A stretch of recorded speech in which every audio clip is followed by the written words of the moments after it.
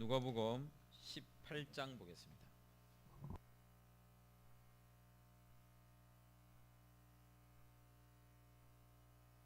누가복음 18장 31절에서 34절입니다.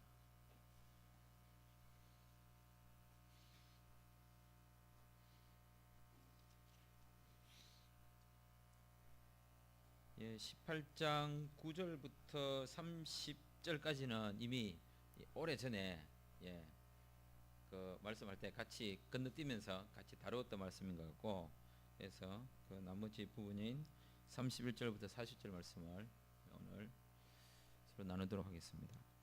누가복음 18장 31절부터 34절입니다. 말씀을 교독하겠습니다. 예수께서 12 제자를 데리시고 이르시되, 보라, 우리가 예루살렘으로 올라가노니 선지자들을 통하여 기록된 모든 것이 인자에게 응하리라.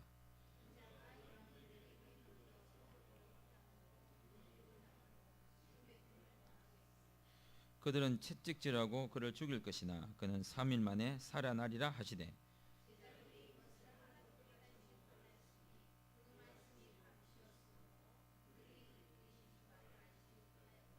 아멘. 왜 예수님은 이 말씀을 하셨고 34절의 제자들은 왜 아무도 깨닫지 못했을까? 사실 31절과 34절은 같은 본문 안에 있으면서도 전혀 다른 반응을 보여주고 있는 거죠. 예수님이 아 하시면 제자들이 야 해야 되고, 예수님이 하시는 그 말씀에 대하여 제대로 깨닫고 알았으면 참 좋았을 뻔한데 이 제자들은 알지 못했습니다. 그래서 바꾸고 말하면 제자들의 그 알지 못하였던 이 부정적 반응을 우리에게는 이 긍정적 반응으로 바꿀 필요성이 있는 거죠. 어쩌면 여전히 우리도 예수님께서 31절과 32절, 33절을 말씀하고 계시는데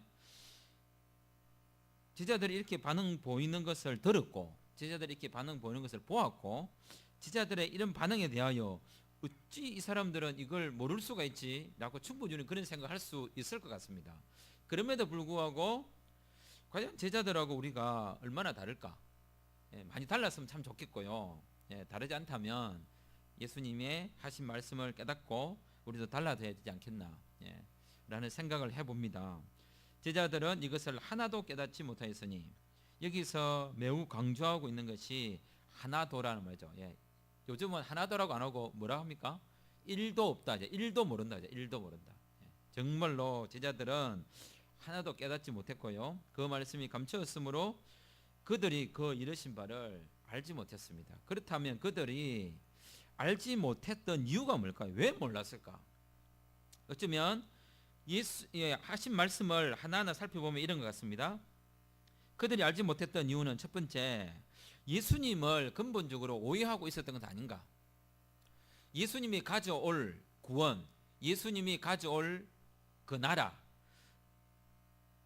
예수님이 그들에게 말하기를 야 예루살렘 가자 이래 했을 때 제자들이 들었던 그 상상과 생각을 해보면 와 이제 예수님이 드디어 예루살렘으로 입성을 하시는구나 라고 생각했을 것이고, 그들이 어떤 반응을 보였을지가 다 보여요. 좋은 곳에 간다, 승리하러 간다, 영광을 취하시러 간다, 하나님의 나라를 회복하러 간다, 다윗의 왕국을 건설하러 간다라고 하는 여러 가지 생각을 했을 것 같습니다. 아마 그들이 가지고 있던 그 생각이 잘못되었기 때문에 예수님이 말씀해 주고 싶었던 그 의도와 제자들이 생각했던 것과 충돌을 일으키기 때문에 그들은 예수님이 하시는 말씀을 깨닫지 못했고 알지 못했던 것 같습니다. 두 번째, 32절과 33절에 보면 그들이 알지 못했던 이유는 바로 32절과 33절 때문입니다. 바로 고난을 오해했던 것 같습니다. 고난을 좋아하는 사람이 누가 있겠습니까? 사실 저는 믿음의 고난도 싫습니다. 고난 이후에 영광이 있다는 사실 자체가 그렇게 달갑지가 않습니다. 시험을 잘 치면 뭐 1등이 될 수 있겠지만 시험 치는 것 자체가 싫습니다. 그렇다고 뭐 1등이 된다는 보장도 없고 고난 앞에 당연히 오해할 수도 있지만 왜 이들이 오해한 것을 지적할 수밖에 없냐면 이미 18장이 되기 전까지 예수님은 이 제자들과 함께 하시면서 수없이 자신이 어떤 나라를 가져올지, 어떻게 하나님의 영광을 가져올지, 어떻게 메시아가 될지에 대해서 말해 왔음에도 불구하고 번번이 또 자신들이 생각한 방식으로 그 고난을 생각하고 고난 자체를 비껴가려 하거나 예수님은 결코 그러실 수 없다라고 하는 이 작업을 이들은 계속하고 있습니다. 나중에는 예수님이 십자가 앞에까지 가서도 대표자라고 여겨지는 베드로를 통하여 주님은 그렇게 하지 마십시오. 주님에게는 결단코 이런 일이 일어나지 않을 것입니다 라고까지 하면서 그 현장에서 예수님은 베드로를 향하여 말씀하십니다. 사단아, 너는 하나님의 일을 생각하지 아니하고 사람의 일을 생각한다. 내 뒤로 물러가라. 고난이라는 것은 참 쉽지 않은 것이지만 이 고난이 자신들에게 고난이 아니라 예수님의 고난임에도 불구하고 그것조차도 용납하지 않고 오해하고 있는, 어쩌면 복음이라는 것이 어떤 방식으로 오는지를 잊어버리고 있는 것이 아닐까라는 생각을 해봅니다. 세 번째, 이들이 왜 몰랐느냐 하면 그것은 욕심 때문인 것 같습니다. 각자가 어떤 욕심을 가지고 있는지 모르지만 제자들이 예수님과 함께 있을 때에, 예수님의 팔 옆에 있을 때에, 예수님과 가까이 있을 때에, 예수님의 영광을 봤을 때에 그들이 했던 한마디 한마디 생각들을 다 조합해 보면 예수님 주위에 모였던 제자들조차도 12가지 생각이 있었던 것 같습니다. 최소 욕심의 개수를 세어보면 12개겠죠.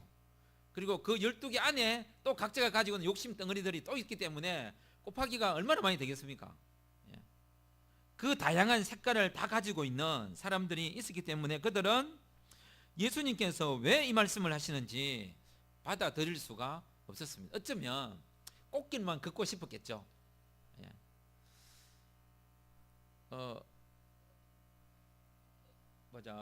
월요 저녁에 어떤 분들하고 이야기를 하다가 이러죠. 나는 이제 밥 안 하고 싶다 이러더라고. 그러면요, 나는 뭐 밥이 맛있든 맛없든 얻어먹는 밥이 너무 맛있다 이런 거예요. 어떤 아이의 엄마였어요. 그런 말씀하시는데 사람들은 얻어먹는 밥 좋지요. 다 그렇지 않습니까? 수요일날 왜 교회 오십니까? 밥 주잖아요. 제가 교회 왜 오겠어요? 밥 먹으러 옵니다. 밥 먹으러. 일단 오면 한 끼 해결되니까. 그래서 오늘은 왔는데 죽을 주시더라고요. 그래서 제가 오늘 설교는 죽을 쓰기로 했습니다. 죽을 쓰시라도 죽 먹이서 그렇기 때문에 오해하지 마시기를. 사람들은 다 꽃길만 걷고 싶어 합니다. 좋은 길을 걷고 싶어 하죠. 그래서 예수님은 이 좋은 길이 그냥 나쁘다는 것이 아니라 많은 사람이 쉽게 이런 것 같아요. 왜 예수님은 좁은 길로 가라 했을까? 잘 생각해 보면 넓은 길은 누구나 가고 싶어하는 길이에요. 모두가 원해요. 그러면 거기에는 당연히 뭐가 많겠습니까? 다툼이 많고요, 경쟁이 많고요, 약육강식이 발생할 수밖에 없습니다. 남이 안 가는 길을 가면 왜 가라 합니까? 경쟁이 없고 지만 갈 수 있거든요. 본인이 주인공이 될 수 있습니다. 불편하지만 본인이 선택하고 본인이 생각한 길을 갈 수가 있습니다. 어쩌면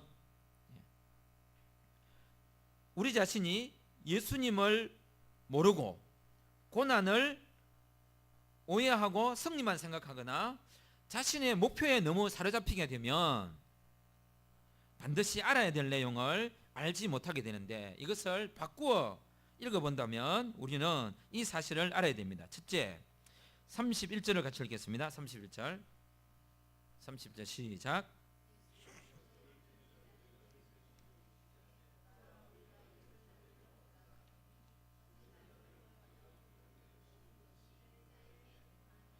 저는 이 말씀을 보면서 응해야 된다라고 하는 이 말이 확 와닿았습니다. 왜 그러냐면 하나님의 말씀이 내게 응하는 게 아니라 하나님의 말씀이 예수님에게 이루어지고 응해진 그 결과물로 우리는 그 은혜를 입게 되는 거죠.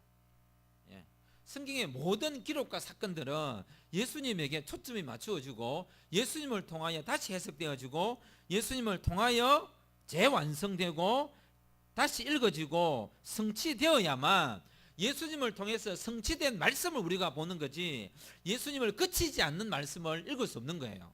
그래서 우리가 유대인들을 좀 거리를 두는 이유, 또는 어떤 똑같은 성경을 읽지만 그들 이단이라고 하는 이유, 또는 그들에 대하여 좀 이상하다라고 하는 이유가 뭐냐면, 성경이 말하고 있는 이 예수님, 지금 예수께서라고 말씀하시는 바로 이 예수님, 모든 것이 인자에게 응하여야 된다라고 하는 그 인자라고 말씀하시는 이 예수님을 그치지 않고 다른 통로를 통하여 성경을 읽기 때문입니다. 모든 성경의 기록들은 예수님을 통해서 읽어져야 되고, 예수님을 통해서 성취되어야 되고, 예수님 때문에 성경이 우리에게 다가오게 되는 것입니다.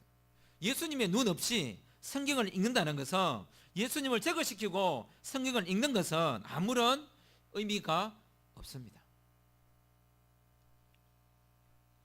그러므로 우리가 반드시 알아야 될 그 중요한 사실은 바로 성경이 예수님을 통하여 응하여진다라고 하는 이 사실입니다. 나를 위한 말씀이 아니라 어쩌면 예수님을 위한 말씀이죠. 예수님을 위했기 때문에 그 예수님으로 인하여 내가 이 말씀을 읽게 되는 거거든요. 내가 성경을 읽어서 예수님이 보이는 게 아니라 예수님 때문에 성경을 읽게 되었고, 그 은혜로 다시 성경을 읽으니까 예수님이 보이게 되는 겁니다. 결국은 예수님을 통해서 와서 다시 예수님에게로 돌아가게 된다라고 하는 그 은혜가 결국은 누구에게로 가는 거냐면 예수님이 돌아가는 거죠. 내가 은혜를 받으면, 내가 은혜를 받은 게 아니라 내가 받은 그 은혜 때문에 내가 하나님에게 다시 영광을 돌리게 되는 거죠. 그래서 예수님이 우리에게 은혜를 베푸시는 이유는 자신의 영광을 위해서 베푸시는 것입니다. 그 은혜가 나에게서 멈추어 버린다면 은혜 주심에 대한 이유가 없는 거죠. 쉽게 말하면 이런 거죠. 제가 누군가에게 사랑합니다 라고 말했는데 상대로부터 반응이 없는 거예요. 그것은 사랑의 의미가 없는 거죠. 내가 사랑합니다 라고 말을 했으면 상대도 보면 나도 라고, 아니면 알면서, 아니면 사랑해 라고 같이 이야기를 해야 내가 한 그 사랑이 결국은 어디로 돌아오는 겁니까? 나에게로 돌아오는 겁니다. 구약의 시편에서 그런 이야기를 합니다. 내가 눈물을 흘리면서 기도하였더니 그 기도가 다시 내게로 돌아왔다는 이야기가 있습니다. 모든 것은 예수님을 통하여서 성취되어지고 예수님 때문에 시작되어지고 예수님에게 초점이 맞추어져야만 예수님을 오해하지 않게 되지 않겠나라는 생각을 해봅니다. 어쩌면 은혜를 받는 그 최종적 그 마지막 단계를 자신이라고 생각하면 그게 곤란한 거죠. 집에서 밥을 얻어 먹어도 잘 먹었으면 잘 먹었다 라고 말을 해야 되는데, 먹어놓고도 말이 없으면 진짜 저기 사람인가? 사람에게 밥을 주는데, 그죠? 그러면 먹었으면 맛있다, 맛없다, 그 말 하면 안 되는군요. 뭐 잘 먹었다, 무슨 말을 해야 되는데 반응이 있어야 되거든요. 하나님은 우리에게 은혜를 베푸실 때에 관계 맺고 대화하고자 하시는 것이지, 그냥 베풀어 주시고 너 마음대로 해라 라고 하셔서 은혜 베푸시는 것은 아닌 것 같아요. 또는 예수님이 하시는 그 일을 알아듣지도 못하고 자신의 욕심과 자신의 목표와 승리만 생각하는 그런 것 때문에 오해하는 것도 원치 않는다는 거죠. 최소한 이게 인간이 가지고 있는 그 욕심과 인간이 가지고 있는 오해와 이성이라는 게 얼마나 무서우냐면, 지금 예수님이 말씀하잖아요. 이 정도 되면 그냥 예수님이 뭐 콩으로, 아니다, 콩으로 매주 써죠. 뭐라 하죠? 팥으로 매주를 쓴다 해도 그냥 믿어야 될 거 아닙니까? 이 정도 됐으면. 이것은 그냥 이때만 있었던 일이 아니고요. 하나님께서 세상을 창조하시고 아담과 하와에도 다 보여주셔도 하나님이 그렇게 말하면 그냥 알아들으면 되거든요.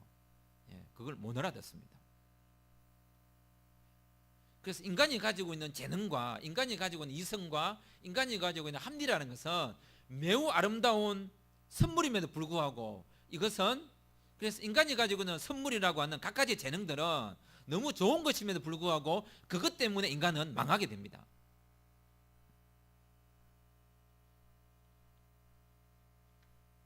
오늘 본문을 보면 아주 재미난 대조를 보이고 있습니다. 그것은 바로 31절, 32절, 33절에 대해서 어떤 대조를 보이고 있냐면 이렇게 표현하고 있습니다. 어떤 한쪽은 계속 당하기만 하고요. 그래서 모든 것이 끝난 것 같아요. 32절 보겠습니다. 예수님은 이방인들에게 넘겨지고요. 그리고 희롱당하고 능욕을 당하고 침뱉음을 당하고 채찍질을 당하고 죽임을 당하고 계속 당합니다. 이 상태를 보면 이건 끝난 거 아닌가? 성경이 응한 게 아니라 진짜 복음과 예수님은 끝이 났다. 이 소리를 듣고 과연 얼마나 아니에요 예수님, 그럼에도 불구하고 예수님은 승리하실 거예요, 예수님을 따릅니다라고 말하기가 쉽지 않은 것만은 분명합니다. 하나님의 말씀이 응하기까지의 과정을 우리에게 보여주는 거죠. 예수님의 말씀이 어떻게 응하느냐면 그게 바로 아까 이들이 하나님의 복음을 오해한 게 뭐냐면 예수님의 말씀이 응하는 것은 쉽게 이야기하면 이런 거예요. 성경이 우리에게 오기까지 어떻게 왔는지를 생각해 보면 되는 거죠. 성경 그 하나 쪽복음 하나 전하기 위해서 토마스 선교사가 대동강에 와갖고 또는 중국으로부터 선교사에 들어와가지고 그 성경 하나 전하기 위해서 어떤 작업들을 했는지, 복음을 전한다는 것이 어떤 일인지, 그것은 이런 과정을 겪습니다. 그런데 그냥 이것은 과정이 아니고요, 그냥 없어지고 끝나버리고 사라진 것처럼 보이는 것 같은 과정을 겪게 된다는 거죠. 몇 번이나 당하는지 보십시오. 다시 보시면 이방인들에게 넘겨짐을 당하고 희롱을 당하고 능욕을 당하고 침뱉음을 당하고 채찍질을 당하고 죽임을 당하고, 이 정도면 끝난 거 아닌가요? 그런데 여기에 아름다운 꽃이 피어나고 있습니다. 33절 하반절 읽겠습니다. 33절 같이 읽겠습니다. 시작.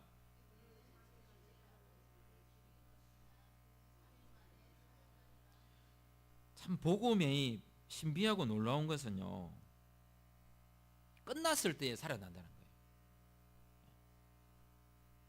그래서 저는 이 말씀을 읽으면서 이런 생각이 있어요. 결국 그리스도인에게는 한 방이 있다.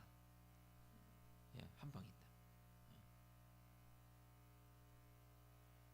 과연 그리스도인들이 그 한 방을 먹이기 위하여 어떤 삶을 살고 있는지 자기 자신을 좀 돌아봐야 될 필요성이 있는 것 같아요. 과연 그 한 방이 있는가? 그들은 분명히 죽일 것이다 라고 하는, 여기서 죽을 그냥 끝난 거거든요.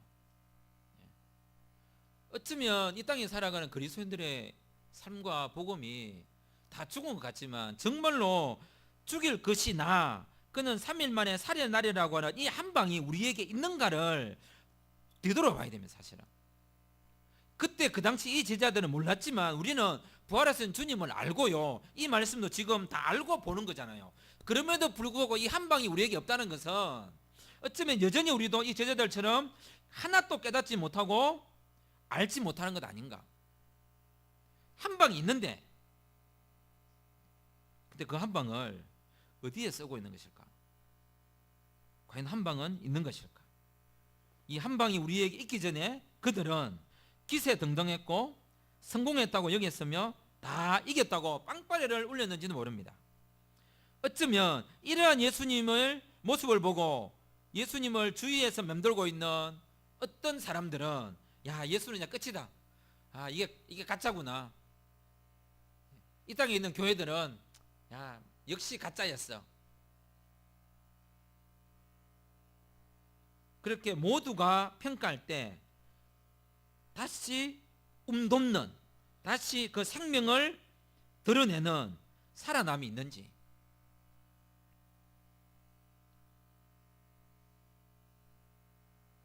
어르신들은 이런 말을 합니다. 마지막에 웃는 자가 가장 잘 웃는 자다.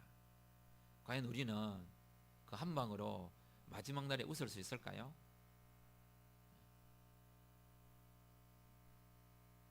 그래서 성경은 먼저 된 자가 나중 되고 나중 된 자가 먼저 된다라고 하는 이 말씀은 다 똑같은 말씀입니다. 당하고 죽는다. 모든 것이 끝났습니다. 이 어쩌면 모든 것이 끝난 그 상황에 살아남이 있다는 사실, 이 사실을 믿는 것이 바로 예수님을 잘 아는 것이 아닌가 싶습니다. 바로 이 말씀 어쩌면 우리에게 새로운 해석과 새로운 접근을 우리에게 또 요구합니다. 어떤 분들은 이렇게, 자 봐라, 당하니까 결국은 살아나지 않느냐, 그러니까 나대지 말고 나서지 말고 뭐 틀렸니 옳으니 뭐 어쩌니 저쩌니 묻고 따지고 대들고 하지 말고 인내해. 근데 이것은 오해입니다. 왜 오해냐면 예수님은 오려셨기 때문에 예수님은 가능하신 일이지만 우리는 옳지 않기 때문에 당하면 우리는 그냥 끝납니다. 예. 왜 어떤 누군가가 약자와 자신들의 강한 힘으로 누군가를 잡고 짓밟겠습니까? 끝나라고 짓밟는 거거든요. 근데 그 사람들 우리를 짓밟으면 우리는 그냥 끝납니다. 하지만 예수님은 짓밟는 데에도 그분은 인간이 아니시고 오롬이시기 때문에 밟아도 죽는 게 아니라 오히려 밟으면 밟을수록 뭘 드러내냐면 그들의 악함을 드러내어 결국 그 한 방을 드러낼 수 있다는 사실입니다. 그러므로 우리는 그들의 악이 돋보이도록 우리는 이 일을 당하고 해결할 능력이 없다고 외면하고 빠질 것이 아니라 성경은 우리에게 이야기합니다. 선으로 악을 이기라고 이야기합니다.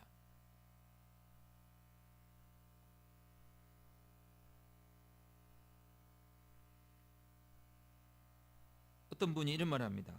똥이 무서워서 피하나, 똥이 뭐라고요? 예, 더러워서 피한다. 더러워서. 저는 그걸 새롭게 읽고시면 똥은 치워야 됩니다. 왜 피합니까? 똥은 치워야죠.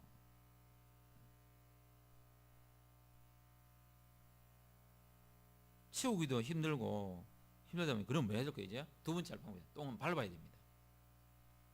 밟으면 어떤 결과가 발생할까요? 냄새가 많이 나겠죠. 그럼요.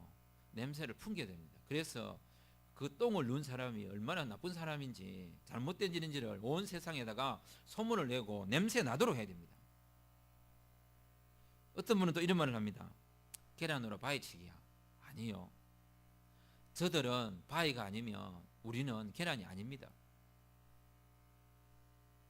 그것조차도 안 되면 또 마음 될까요? 바위일지라도 계란으로 자꾸 던져야 됩니다. 그러면 결국 어떤 결과가 발생할까요? 계란 썩은 냄새 아십니까? 그 바위에 계란이 자꾸 던져서 썩은 냄새가 나면 얼마나 지독한 냄새를 내겠습니까? 나쁘다는 사실을 드러내야 됩니다. 고통을 견디는 것은 어렵지만 사실은 고통을 견디는 것보다 더 힘든 게 뭐냐면 그 잘못된 것을 싸우는 게 더 힘듭니다. 어떤 분은 그렇게 이야기해요. 고통을 견디는 게 얼마나 힘드냐, 그러니까 참아라는데 아니요. 잘못된 것을 싸우는 게 더 힘듭니다. 왜냐하면 고통은 견디면서도 목숨을 유지하지만 잘못된 것을 대항하여 싸우면 목숨을 잃을 수 있습니다.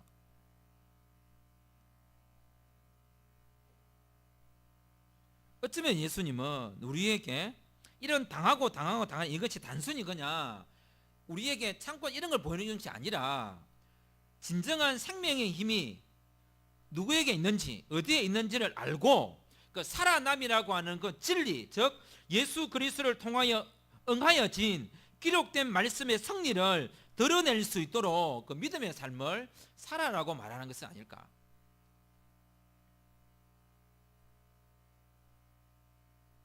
왜 우리는 이 말씀을 깨닫지 못했는지, 왜 그 말씀이 감추어질 수밖에 없었는지, 왜 그들은 알지 못했는지 우리 자신들이 이 말씀을 다시 한번 생각해 볼 필요성이 있습니다.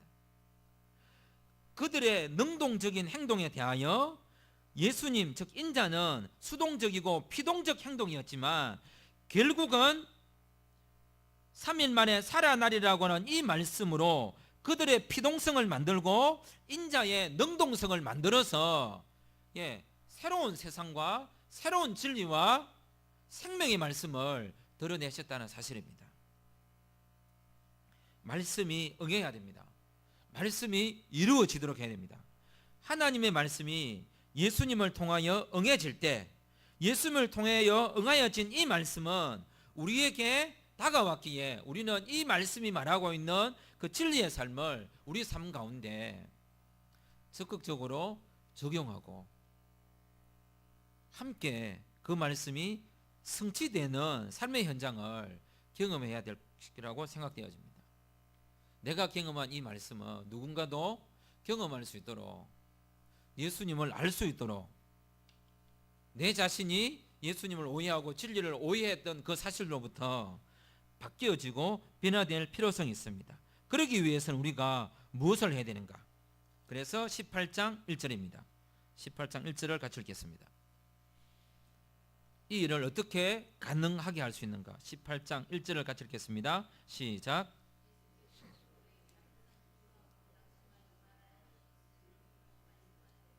예, 지금 기도 이야기를 하고 있고요. 그 다음에 27절을 읽겠습니다. 26절, 27절.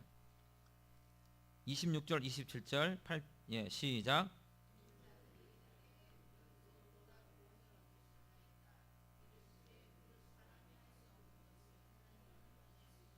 예, 아멘. 18장 1절부터 9절에 기도 이야기를 하고 또 9절부터 14절까지 기도 이야기를 하고 기도하는 자가 갖추어야 될 가장 기본적인 자세인 15절부터 17절에서 어린아이 비유 이야기를 하고 그 다음에 18절에서 다시 일에 대하여 어떻게 일을 할 수 있느냐 하니까 기도하는 것은 하나님에게 하는 거기 때문에 하나님을 통해서 성취된다. 이 기도에는 죄인임을 고백하는 기도, 어린아이처럼 하는 기도, 믿음대로 하는 기도, 말씀이 성취되는 기도, 의를 위하여 핍박받는 기도로서 예수님께서 하신 이 말씀을 우리는 이해할 수 있을 것입니다. 예수님이 당하신 고난을 우리가 당해야 되는 게 아니라 예수님이 당하신 고난으로 인하여 이루어진 그 사실을 우리는 이 땅 가운데 이루도록 해야 되는 것입니다. 예수님 전까지는 모두가 당하고 살았습니다. 하지만 예수님이 오신 이후부터는 우리가 당하고 사는 게 아니라 그 당하는 현실을 진리의 말씀으로 당하지 않는 현실로 만들어줘야 됩니다. 그러기 위해서는 우리도 당하고 사는 게 아니라 당하게 하는 그런 힘을 대항하여 그죠? 싸워야 되는 거죠. 누구의 이름으로요? 예수님 이름으로. 그것조차도 겁이 나니까 뭐 하는 겁니까? 기도하는 겁니다. 기도. 얼마나 강한 사람이 있었습니까? 18장 1절부터 8절에 이 사람이 어떤 사람인가? 18장 2절 읽겠습니다. 2절 18장 2절 시작.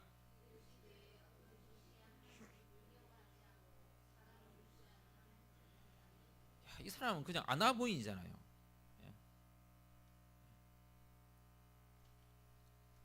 그런데 이 과부가 이 아나무인인 이 재판장을 이긴 방법은 딱 간단합니다. 예. 어려움을 가지고 자신의 원한을 가지고 달려든 겁니다. 과부가 가진 원한이 뭡니까? 진짜 원한이 아니 나는 옳았는데 자기가 당했다는 거죠. 나는 잘못되지 않았는데 사람들이 나를 함부로 대한다는 거죠. 어떤 원한인지 모르지만 분명히 과부가 이 정도 가지고 있는 원한이라면 분명히 옳은 거일 거예요. 옳지 않은 원한을 가지고 불의한 재판장에 갔으면 당연히 들어주지 않겠죠. 전에도 말씀드렸지만 단순히 이 과부가 밤낮 가서 이 재판장을 5절 이 과부가 나를 번거롭게 하니 내가 그 원한을 풀어주리라. 그렇지 않으면 널 와서 나를 번거롭게 괴롭게 하리라고. 그것 때문에 번거롭게 하고 귀찮아서 들어준 게 아니라요. 과부가 가지고 있는 원한이라고 하는 진리로 가지고 살아가는 자신의 옳음이라고 하는 그 원한이 불의한 재판장을 계속 괴롭혔기 때문에 들어줄 수밖에 없다는 거죠. 악한 자가 악한 것을 성취하기 위해서 자꾸 부르짖으면 들어줄 수 없습니다. 그런데 약하지만 들어보니까 좋은 내용이에요. 들어줄만 하니까 들어주는 거죠. 불의한 재판장을 괴롭힐 수 있는 방법은 이 사람의 이름이 뭐냐면 불의한 자입니다. 불의한 자를 괴롭히는 방법은 의로움입니다. 최소한 우리가 그런 원한 좀 하나 가지고 있느냐는 거죠. 그래서 이 본문을 가지고 말씀을 나눌 때에 원한 하나씩 가지고 있자라고 이야기했습니다. 원한 하나 정도는 가지고 있어야지 않는가. 그 원한이 뭡니까? 바로 예수님을 통하여 응하여지는 그 진리, 3일 만에 살아난다라고 하는 그 한방, 그게 우리에게 있어야 되는 거죠. 그 일을 위해서 우리는 뭐 해야 되느냐? 어린아이처럼 또 세리처럼 자기가 죄인인 것을 고백하고 기도하고 어린아이처럼 자신을 낮추고 기도하고, 이 모든 것이 사람으로서는 할 수 없지만 하나님은 하실 수 있다라고 하는 그 믿음의 고백으로 다가갈 수 있지 않겠나라는 생각을 해봅니다. 사랑하는 성도 여러분, 예수님을 통하여 말씀이 응하여졌습니다. 그 응하여진 성취된 그 말씀이 성취된 것으로 머물러 있지 않고 내게 왔다는 사실은 다시 하나님에게 영광이 돌려지기 원하는 것이고, 나를 통하여 또 누군가에게도 예수님을 통하여 모든 역사가 응하여진다는 사실을 알도록 해야 된다라고 하는 또 다른 사명감을 우리에게 주고 있는 것이 아닌가. 당하지만 그걸로 끝나는 게 아니라 결국 우리에게는 3일 만에 살아난다라고 하는 그 한방이 있다는 사실을 알고 살아가야 된다는 사실을 우리에게 말씀해 주고 있는 것 같습니다. 기도드리겠습니다.